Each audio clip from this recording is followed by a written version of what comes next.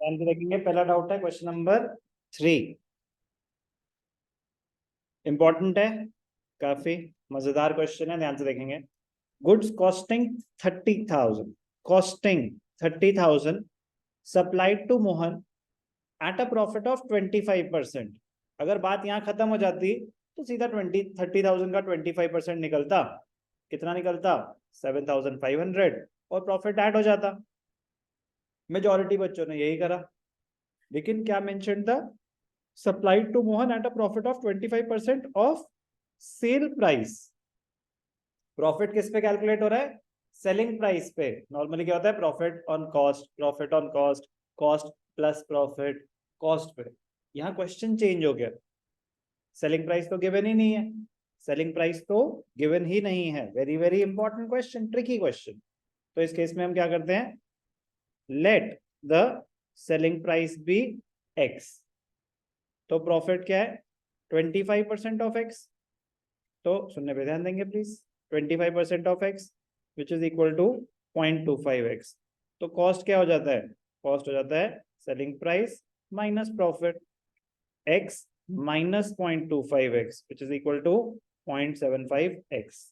Cost हमें given है, 0.75x is 30,000। तो इससे अगर हम इक्वेट करेंगे तो x is equal to 30,000 divided by 0.75, decimal हटाएंगे 100, 25 इंटू 3, 25 इंटू 4, 40,000। तो क्या आया, x आ गया, x क्या आपका सेलिंग प्राइस, x क्या आपका सेलिंग प्राइस। सेलिंग प्राइस में प्रॉफिट इंक्लूडेड होता है, ठीक है। अब उस पे ट्रेड डिस्काउंट है, तो बेसिकली ये हमारा क्या निकल गया, लिस्ट प्राइस। लिस्ट प्राइस होता है profit price before trade discount. तो लिस्ट प्राइस इज 40,000, 40,000 पे कैसे पहुंचे समझ आया, इसमें से माइनस होगा ट्रेड डिस्काउंट, कितना 5%। तो 5%, 5 4 जा,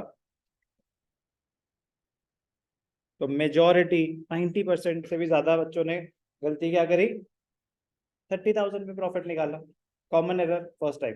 तो लेकिन हमें कैसे पता चलेगा सर कब सेल्स पे निकालना है कब कॉस्ट पे, क्वेश्चन बताएगा, क्वेश्चन ने इस बार भी बताया था, हमें ध्यान रखना, इंपॉर्टेंट है काफी। चलो आगे बढ़ेंगे, थर्ड के बाद फर्स्ट का सेकंड, ये सब्जेक्टिव है ऑब्जेक्टिव है, ठीक है। तो फिर अभी ऑब्जेक्टिव में नेक्स्ट डाउट, सिक्स, सिक्स से पहले कोई डाउट, सिक्स से पहले कोई डाउट, ठीक है ध्यान से देखेंगे।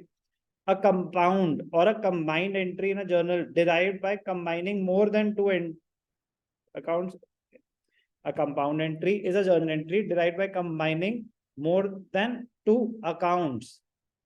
Accounts थोड़ी ना combine हो रहे होते हैं, transactions combine हो रही होती है। अकाउंट्स तो सेपरेटली आते हैं, उसमें भी अकाउंट्स का भी कंबाइन नहीं होता। जैसे goods purchase for 10,000, paid cartage और कैरेज 1,000, तो दो अलग ट्रांजैक्शन थी, सामान खरीदा कार्टेज पे करी, क्योंकि एक साथ हुआ तो हमने कंपाउंड एंट्री पास कर दी।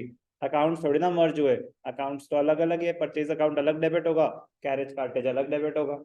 समझ आई बात, paid to Ram discount allowed, तो डिस्काउंट वो भी कंपाउंड एंट्री होती है, अकाउंट्स तो सेपरेट रहते, अकाउंट्स मर्ज नहीं होते। Accounts are not combined, transactions are combined, clear, transactions are combined, clear। चलो आगे बढ़ेंगे, सिक्स्थ ऑब्जेक्टिव टाइप में कोई और डाउट, सेवेंथ, ये आपका ऑब्जेक्टिव है पारस, सेवेंथ या सब्जेक्टिव, और सब्जेक्टिव। ठीक है। तो ऑब्जेक्टिव में बस अब आपका 10th है, त्रिलोकिक, डाउट है ना आपका है, yes. तो बोलो ना, तो लिख तो दिया, बोलो भी, आपका और कोई डाउट है ऑब्जेक्टिव में, ठीक है। 10th, paid to Rahul on behalf of Sanjay.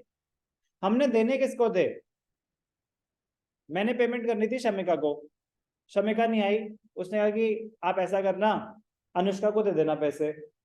तो paid to Anushka on behalf of Shamika, paid to Anushka on behalf of Shamika, मैंने पेमेंट करनी किसको दी, शमिका को। तो मेरी बुक्स में लायबिलिटी किस नाम से आ रही होंगी, अनुष्का या शमिका, तो मैं अनुष्का डेबिट कर दूंगा अगर, तो शमिका की लाइबिलिटी तो खत्म नहीं होगी मेरी बुक्स में, तो जिसको देने थे उसी को ही तो क्लोज करूंगा। Paid to X on behalf of Y, मतलब वाई वॉज माई लाइबिलिटी, तो paid to Rahul on behalf of Sanjay, मुझे संजय को पैसे देने थे, संजय डेबिटेड टू कैश, तो संजय डेबिट होगा। क्लियर, समझ आ गई बात? सब्जेक्टिव, ऑब्जेक्टिव में और कोई डाउट है? चलें सब्जेक्टिव पे, ठीक है। सब्जेक्टिव का फर्स्ट क्वेश्चन में कोई डाउट? सेकंड, सेकंड और फर्स्ट क्वेश्चन में कोई और doubt? Commission received in the current year ₹1 lakh, out of this 15,000 relates to the next period। अभी मिल रहे हैं पैसे ऑलरेडी, वो नहीं है कि मतलब एडजस्टमेंट एंट्री नहीं है, ध्यान से देखना। आपको कितने मिले? Commission received 1 lakh, out of this 15,000 relates to the next period. तो पैसे मिले कितने? पैसे कितने मिले? 1 lakh। 2, कमीशन रिसीव्ड कितना? 85,000, 15,000 तो नेक्स्ट पीरियड के लिए। 2, commission received in advance, liability कितनी है? लाइबिलिटी कितनी है? 15,000। यस,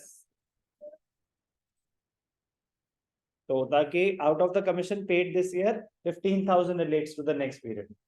अगर एडजस्ट होता है सर, हमें कैसे पता लगेगा? जो जैसे कि एडजस्टमेंट एंट्री होती है उसमें हम इनकम को डेबिट करते हैं, तो लैंग्वेज ऐसी होती है, out of the commission paid this year, मतलब जो पे हुई वो ऑलरेडी रिकॉर्ड हो चुकी है, अब आपको एडजस्ट करनी है सिर्फ।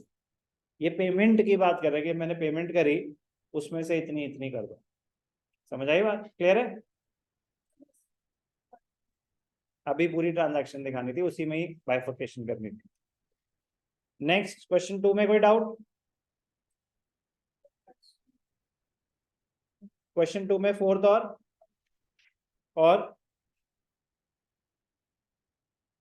और चलो, bricks and timber purchased for the construction of building. Bricks, ईंटें खरीदी, लक्कड़ खरीदी, सीमेंट खरीदी, कुछ भी खरीदा, बना क्या रहे हो? बिल्डिंग। एसेट कौन सा क्रिएट हुआ? बिल्डिंग। तो बिल्डिंग अकाउंट डेबिटेड टू, क्योंकि पेमेंट चेक से हो रही है, टू बैंक। एसेट, मैं टेबल बना रहा हूं, अब टेबल खरीदने के लिए ना, टेबल बनाने के लिए लिखा would purchase for making furniture for office. Asset कौन सा क्रिएट हो रहा है? फर्नीचर या वुड। तो ऐसे ही बिल्डिंग बना रहा हूं, उसमें जो भी खर्चा हो रहा है वो बिल्डिंग को ही डेबिट होगा, तो एंट्री है building account debited to bank. Clear है? चल सकता हूं आगे। Purchased an old machinery 1 lakh, आप ओल्ड खरीदो या न्यू खरीदो, मशीनरी अकाउंट में ही जाएगा। And spend 5,000 on its carriage and 20,000 on its immediate repairs. Second hand asset खरीदा उस टाइम पे, मतलब ऐसे तो क्या रूल होता है? Any expenditure incurred at the time of purchase of an asset will be added to the cost of the asset. Second hand asset पे अगर कोई रिपेयर्स भी हो रही है तो वो भी एसेट की कॉस्ट में ही ऐड हो जाएंगे। तो asset account debited to cash और बैंक, इस केस में कुछ मेंशन नहीं है तो कैश से एंट्री हो जाएंगी। Machinery account debited 1,25,000 to cash 1,25,000।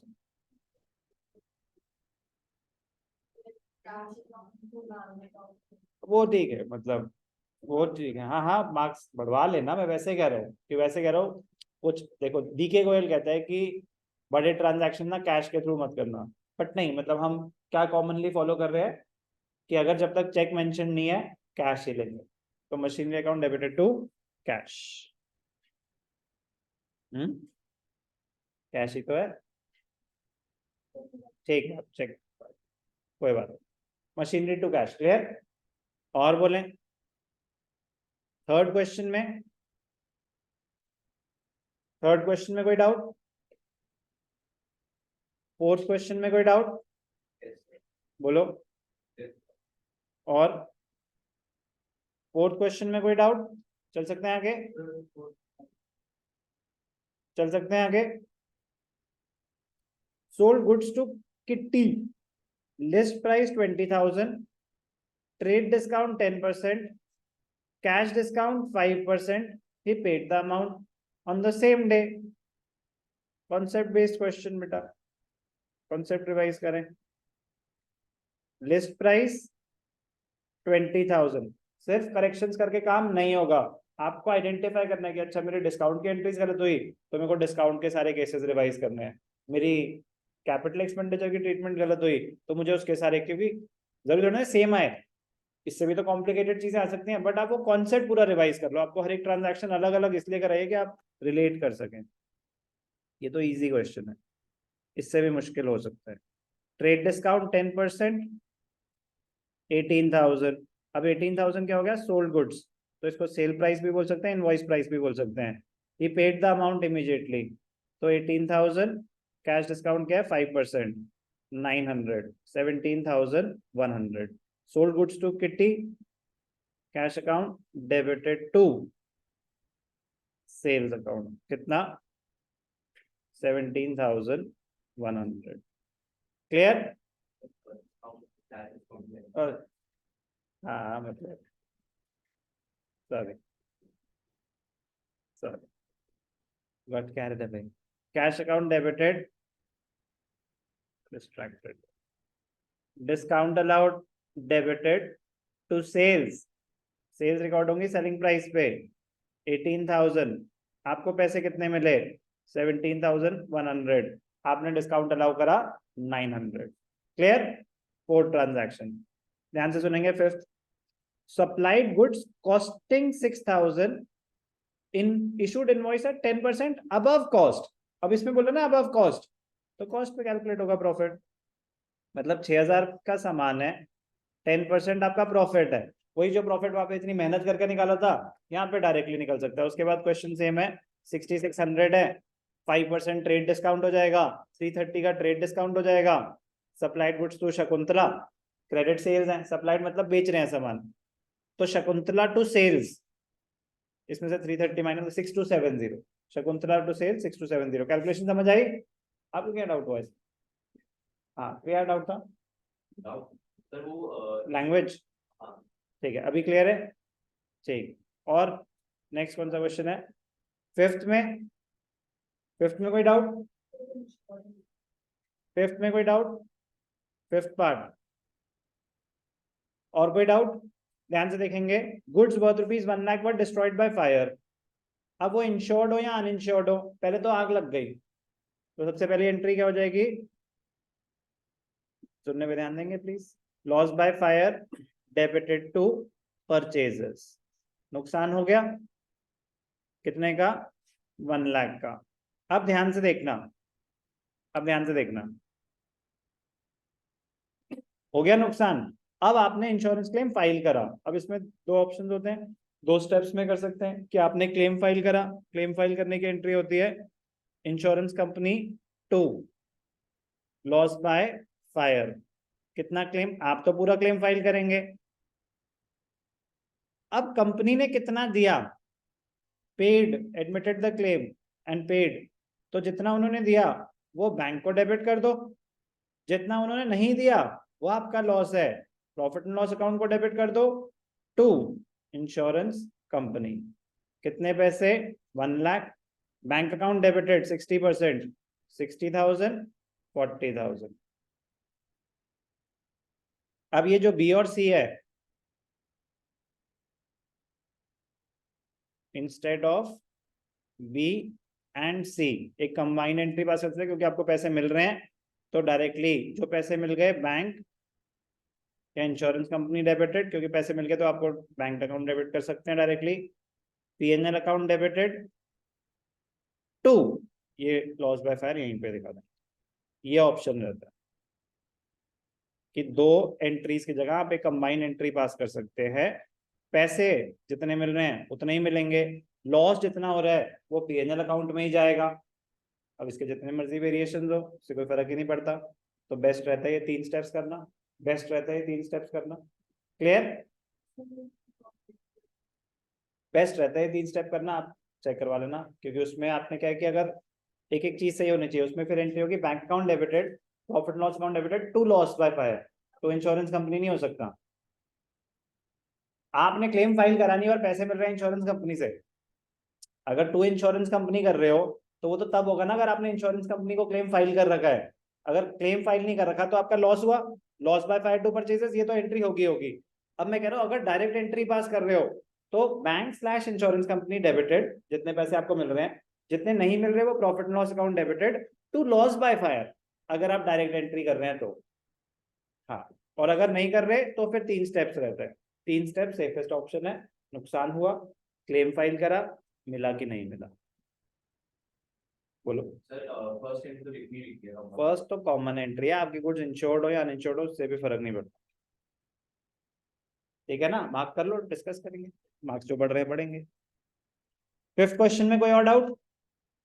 Next 6th question में कोई डाउट? बोलो।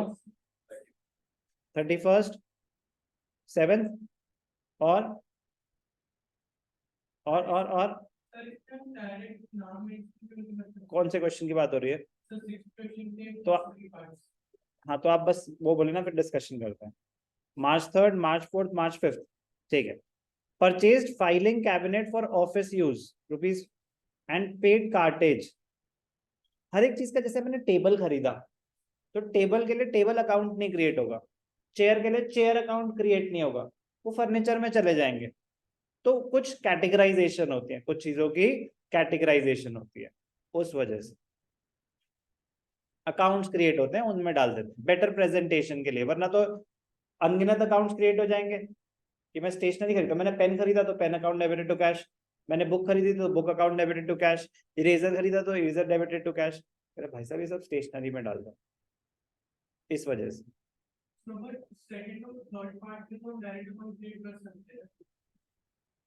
पर तो आप 50 में कर सकते हैं। वो कह रहे हैं बेटर प्रेजेंटेशन, बता रहे हैं कि बेटर प्रेजेंटेशन क्या है।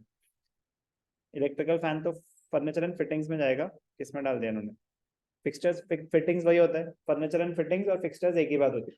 Fittings furniture and fittings, furniture and fixtures, तो पंखे, पर्दे, ये सब फिक्सचर्स एंड फिटिंग्स इन सब में जाता है। Better presentation, better presentation, clear? 3rd 4th 5th से आगे चल सकते हैं। 7th, purchase post card envelopes, ये सब खरीदने सब पोस्टेज में जाएगा। किस में जाएगा? पोस्टेज। स्टेशनरी होता है ये पेन पेंसिल, ये इसका एक अलग हेड है, postage is a separate head, stationery नहीं है, क्योंकि वो हम यूज ऑफिस में नहीं कर रहे ना, वो पोस्टेज एक कैटेगरी है, पोस्टेज एक सेपरेट हेड होता है, इसीलिए। तो जो और हो गया चाय पानी रिफ्रेशमेंट, वो आप मिसलेनियस में डाल दे, जिसका एक हेड एग्जिस्ट करता है वो उस हेड में डाल देंगे। यही तो समझना है कि एक बार गलत हो गया, इंश्योर क्या करना, नेक्स्ट टाइम जब आए तो सही हो। बट ये सारे क्वेश्चन असाइनमेंट में से थे, अगर हमने दोनों असाइनमेंट ढंग से करी होती, everything is from the assignment. और बोलो। 31st, paid landlord rupees 12,000 for rent, 1/3 of the building is occupied for residential use। आपने रेंट पे किया 12,000, उसमें से 1/3 बिल्डिंग आप यूज कर रहे थे, तो वो पर्सनल एक्सपेंस हो गया। वो पेमेंट तो पूरी 12,000 हुई है, बट 1/3 आपका पर्सनल एक्सपेंस माना जाएगा, तो 1/3 चला जाएगा ड्राइंग्स में। Paid landlord, paid landlord rent account debited to cash. Payment कितनी हुई? 12,000, 1/3 4,000 ड्राइंग्स में, 8,000 रेंट अकाउंट एक्सपेंस माना जाएगा बिजनेस का। और बोलो। मैंने पेमेंट करी, रेंट पे करा, बिल्डिंग यूज कर रहा था, बिल्डिंग का रेंट पे करा, उस बिल्डिंग का 1/3 पोर्शन में अपने पर्सनल यूज में डाला हुआ था, तो वो बिजनेस एक्सपेंस नहीं माना जाएगा, वो ओनर से चार्ज किया जाएगा, इसलिए उसकी ड्राइंग्स मानते। क्लियर? क्लियर? और बोलो। और कोई doubt? 7th, March 4th, but क्या हमने ऐसे पूरी एक इलस्ट्रेशन कर रखे, एक मतलब डिस्काउंट में, जैसे मैंने आपको जब डिस्काउंट का कौन, चलो ठीक है। और बोलो। जब मैंने डिस्काउंट का कॉन्सेप्ट कराया होगा ना, तो ऐसे डिट्टो क्वेश्चंस करे होंगे, एग्जाम्पल 7-8 कराए थे, तो डिट्टो मतलब चल। और बताओ इनमें और कोई। सर एक पे इतना सुना दिया, हम नहीं बता रहे। ऐसा कुछ नहीं है, बस आपको ये बता रहा हूँ कि आपको रिलेट क्या करना है, मतलब कि कहाँ आप वो कॉन्सेप्ट रिवाइज कर सकते हैं, ये समझना जरूरी है। सोल्ड गुड्स टू नपुर 50,000 terms 5%, 4% cash discount, 20% trade discount. पहले कैश डिस्काउंट कैलकुलेट होगा या ट्रेड? पहले कैश लिखा है, पहले ट्रेड ही होगा, उन्होंने जो मर्जी लिखा उससे फर्क नहीं पड़ता। Half the amount is received by cash and half the by cheque. आपको पैसे कैश से मिले या चेक से मिले, पेमेंट मिल गई है, वो कैश ट्रांजैक्शन ही मानी जाती है, वो कैश ट्रांजैक्शन ही मानी जाती है, डिस्काउंट मिलेगा। तो क्या हो गया, 50,000 is the list price, trade discount is 20% which is 10,000, 40,000 half the amount received by cheque, पूरा कैश डिस्काउंट मिलेगा, कैश डिस्काउंट क्या है 4%, तो कितना हो गया 1600, 38,400। हाफ मतलब 19,200 कैश को डेबिट कर दो, 19,200 बैंक को डेबिट कर दो, 1600 डिस्काउंट अलाउड को डेबिट कर दो टू सेल्स। क्लियर? क्लियर? और क्वेश्चन है इसमें? This was the last question. इसमें कोई और डाउट?